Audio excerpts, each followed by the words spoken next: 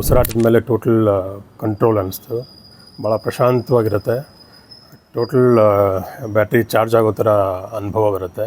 ವಜ್ರಕ್ರಿಯೆ ಭಾಳ ಅದ್ಭುತವಾದ ಅನುಭವ. ಇದನ್ನು ಮಾಡಬೇಕು ಅಂತ ಏನು ನಿರ್ಧಾರ ತೊಗೊಂಡ್ವಿ, ಸೊ ಅದು ನನಗೆ ಜೀವನದಲ್ಲಿ ತೊಗೊಂಡಿರೋ ಒಳ್ಳೊಳ್ಳೆ ನಿರ್ಧಾರಗಳಲ್ಲಿ ಇದು ಒನ್ ಆಫ್ ದ ಬೆಸ್ಟ್ ಅನಿಸುತ್ತೆ.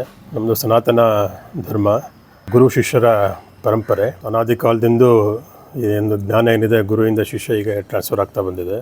ಸೊ ಅದ್ರ ಬಗ್ಗೆ ಕೇಳಿ ಭಾಳ ಕುತೂಹಲ ಆಯಿತು. ಹಿಂದೆ 700 ವರ್ಷ 100 ವರ್ಷ ಹಿಂದೆ ಗುರು ಶಿಷ್ಯರ ಸಂಬಂಧ ಹೇಗಿತ್ತು ಅದೆಲ್ಲ ಕೇಳಲಿಕ್ಕೆ ಭಾಳ ಚೆನ್ನಾಗಿತ್ತು. ಈ ಮ್ಯಾಕ್ಯುಲರ್ ಎಜುಕೇಷನಿಂದ ನಾವು ಟೋಟಲಿ ಅದನ್ನು ಡೈವರ್ಟ್ ಮಾಡ್ಕೊಂಡಿದ್ವಿ. ಅದರ ರಿಯಲ್ ಅನುಭವ, ಗುರು ಶಿಷ್ಯರು ಆ ಸಂಬಂಧ, ಆ ಜ್ಞಾನ, ಅವ್ರ ಅನುಗ್ರಹದಿಂದ ಏನು ಕಲಿಬೇಕು ಅನ್ನೋದು ನನಗೆ ಈ ಒಂದು 10 ದಿವಸದಲ್ಲಿ ಭಾಳ ಸ್ಪಷ್ಟವಾಗಿ ಅರ್ಥ ಆಯಿತು. ಸೊ ಯಾವುದೇ ಒಂದು ವಿದ್ಯೆ ಹಾಗೇ ಕಲಿಲಿಕ್ಕಾಗೋದಿಲ್ಲ. ಗುರು ಅನುಗ್ರಹದಿಂದ ಕಲಿತ್ರೆ ಅದರ ಇಂಪಾರ್ಟೆನ್ಸ್ ಹೇಗಿದೆ ಅನ್ನೋದು ನನಗೆ ಭಾಳ ಕ್ಲಿಯರ್ ಆಗಾಯಿತು.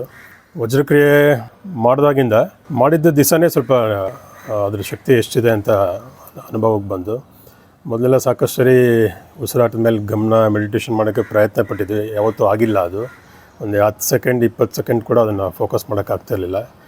ಬಟ್ ಇವರಲ್ಲಿ ಫಸ್ಟ್ ಡೇನೇ ಅದರದ್ದು ಕ್ಲಿಯರ್ ಅನುಭವ ಆಯಿತು. ನಾಭಿ ಅಂದರೆ ನಾಭಿ, ಅಲ್ಲಿ ಫೋಕಸ್, ಅಲ್ಲಿ ಒಂಥರ ಟಿಂಗ್ಲಿಂಗ್ ಫಾರ್ಮ್ ಆಗೋದು. ಬ್ರೈನ್ ಅಂದರೆ ಅಲ್ಲಿ ಅದು ಅನುಭವ ಆಗೋದು. ವಜ್ರಕ್ರಿಯೆ ಆದಮೇಲೆ ಲಂಗ್ಸ್ ಹೆಚ್ಚಿನ ಬಲೂನ್ ಥರ ಗಾಳಿ ಎಷ್ಟು ಬೇಕಾದ್ರೂ ಗಾಳಿ ತುಂಬೋದು ಅನ್ನೋ ಒಂಥರ ಅನುಭವ ಆಯಿತು. ಸೊ ಉಸಿರಾಟದ ಮೇಲೆ ಟೋಟಲ್ ಕಂಟ್ರೋಲ್ ಅನ್ನಿಸ್ತು. ಭಾಳ ಪ್ರಶಾಂತವಾಗಿರುತ್ತೆ.